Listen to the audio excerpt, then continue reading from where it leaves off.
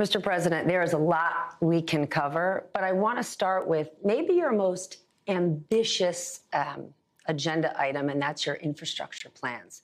This is something you have wanted to do for decades, rebuild America, bring jobs back, but it's going to take time to implement it. People haven't seen it. A year from now, what will Americans see? Well, they're going to see bridges that didn't exist before that were shut down. You're going to see, for example, you're going to be able to get an Amtrak, and instead of going through the tunnel of Baltimore at 30 miles an hour because nothing's been done under the Chesapeake Bay under the Baltimore River, the Baltimore area for 80 years. They're going to be able to go at 100 miles an hour. They're going to see more. They're going to see railroads going from Syracuse to all the way down to New York, upstate New York. Anyway, to the city. But I guess what I'm saying, what I think that we're going to see is movement. How can we be the most successful economy in the world without the first-rate infrastructure? We used to be #1 in the world. Now we're number 13. It's just bizarre. But now we got, not many, but we got something, a total of 45 Republicans in House and Senate to vote for it, and we got it passed. You have a very strong economic recovery story to tell. However, in less than 4 weeks, the government's going to run out of money. And so many of these economic wins could fall by the wayside. As president, what are you going to do to help us avoid default? Look, not a single solitary Congress has ever reneged on the debt. The debt is not a debt that I accumulated. The debt is not a debt that occurred over the last several years. It's 200 years, the debt, 200 years.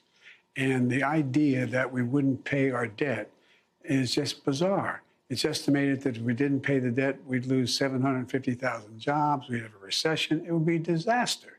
And the idea is someone for the first time is saying, unless you pass this ridiculous budget I have, which is the way I would characterize what the Republican MAGA budget is, unless you pass this budget, we're not going to increase the debt limit and we're going to go bankrupt.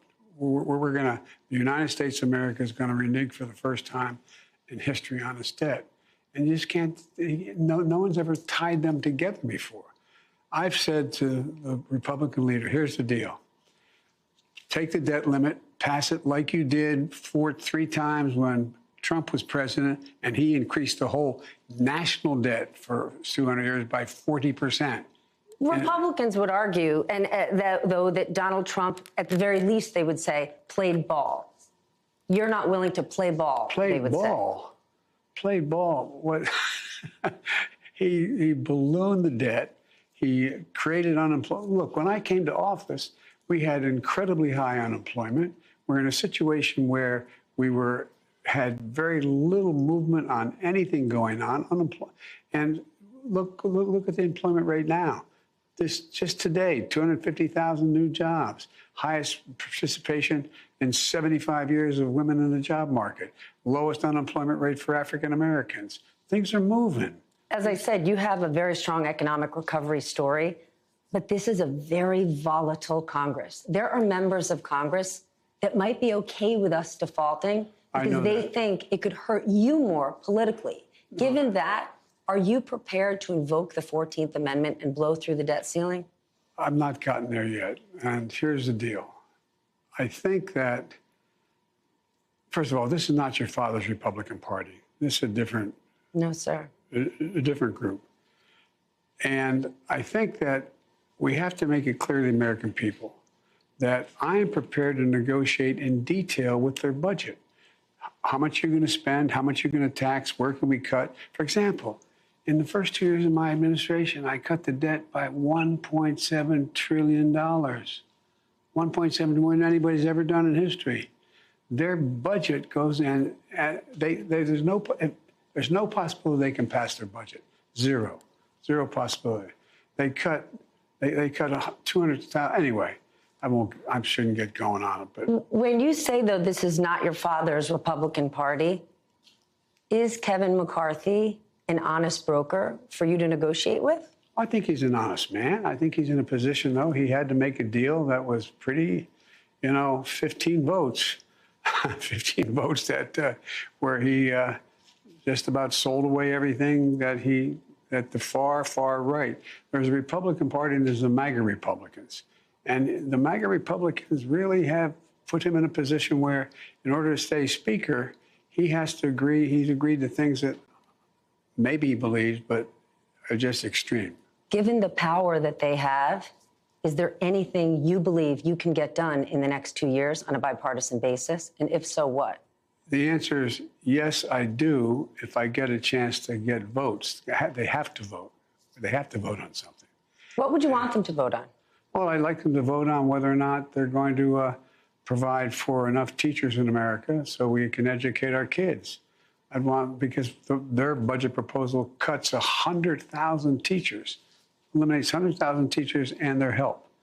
I'd want them to vote on making sure we have enough police and FBI agents in America. They're cutting 28,000 federal agents, FBI, DEA, and the rest. Why? They're making. I want to make sure they guarantee that we're not going to be doing anything to eliminate Medicaid support for people. They cut. Millions of Americans are being put in jeopardy. For example, one of the things that I think we've talked about is what I was able to do with regard to having Medicare be able to negotiate drug prices. It cuts the federal deficit by $160 billion, $200 billion over the life of this plan. They want to eliminate it. They want to eliminate it. You know why it cuts it? Instead of having to pay the recipient that needs insulin $400 a month, they only have to pay now $35 a month, because it only costs them $10 to make it. Now that we can negotiate, they want to eliminate that. So they want to cost the federal government more money and keep people in debt. You're talking about real practical solutions. Absolutely. When you reference insulin that you've come up with. Why do you think you don't get more credit for it? Why do you think your polling is where it is? Well, I don't think people, by the way, every major one who won re-election, their polling numbers were mine are now. Put polling aside then, right? Sentiment in this country, despite all these wins, is not very good. I think all they've heard is negative news for 3 years. Everything is negative. And I'm not being critical of the press, but you turn on the television, the only way you're going to get a hit is if there's something negative. You don't, anyway, that's number one. But number two, I think we're in a situation where you have much of what we were able to do only is going to come into play now. For example, I met today, I set up what they call a second cabinet. Within my cabinet, I have an enforcement group. They're the ones going out making sure that we're getting the roads built, the highways built, and getting the lead pipes out of every neighborhood so people aren't dying or getting very sick. They're the ones who are making sure that people begin to know what's happened and what's happening. It's going to take time to get this done. And so unless we can make it clear to the American people what it is that we've actually done, it's one thing to say we're going to rebuild this bridge that is in the process of collapsing. Other thing to actually get it built. And that's all just starting. Well, you've made it clear to the American people that you want to stay in this job. You have officially announced you're running for re-election. And in your first video, you featured Vice President Harris 10 times. When Obama was in that position, he didn't mention you, sir. What are you trying to tell us? Well, the President Obama and I became very good friends. We just had a slightly different style of how we do things. As you recall, every major initiative President Obama had, I was the last guy in the room deciding that with him, giving him the advice what we should do. And he's committed to help in any way he can this time out. But look, I just think that Vice President Harris hasn't gotten the credit she deserves. She was an Attorney General of the state of California. She has been a United States Senator. She is really very, very good. And with everything going on, she hasn't gotten the attention she deserves. Critics would say you're elevating her because they think you wouldn't serve a full term. And it is fair to say that there's not a Fortune 500 company in the world looking to hire a CEO in his 80s. So why would an 82-year-old Joe Biden be the right person for the most important job in the world? Because I've acquired a hell of a lot of wisdom. I know more than the vast majority of people. I'm more experienced than anybody's ever run for the office. And I think I've proven myself to be honorable as well as also effective. You're sending 1,500 troops to the border. People on the left criticize and say it's inhumane. People on the right say you're not putting America priorities first. And employers around this country are saying we need more workers. This is an economic issue. Bingo. Have you given up on Congress doing anything? And if so, is there something you can do to address this? Yes, there is. Number one, our first bill ever introduced was to reform the system that we have for immigration, number one. Number two, we're in a situation now where those 1,500 people at the border, they're not there to enforce the law. They're there to free up the border agents that need to be on the border. And we're having another 1,000 people coming in, or asylum judges to make judgments, to move things along. I've asked this Congress for help in terms of what they need at the border. They need more agents. They need more people to clear people. They need more action to, for example, we need these farm workers. They're badly needed. There has to be a legal pathway to citizenship. The idea dreamers are still not being treated.